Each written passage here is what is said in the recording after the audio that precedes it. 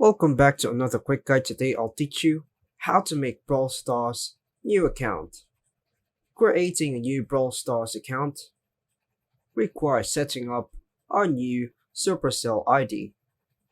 Here's how you can do it. First things first, launch the Brawl Stars app on your Android device.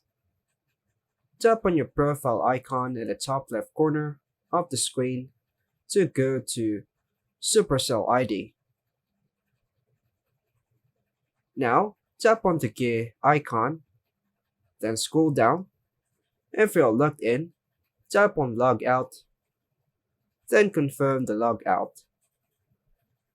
After logging out, Brawl Stars will restart and take you to the tutorial or main screen with an option to create a new account. When prompted to log in with the Supercell ID, tap Play without Supercell ID. Complete the tutorial if required. After that, it will prompt you to create your alias.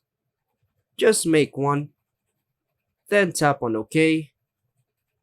Move the slider to provide your age. Tap on Confirm, then tap on Play to complete the mission. After the tutorial, go back to the Supercell ID menu, tap on the ID, and this time, choose Register New Supercell ID.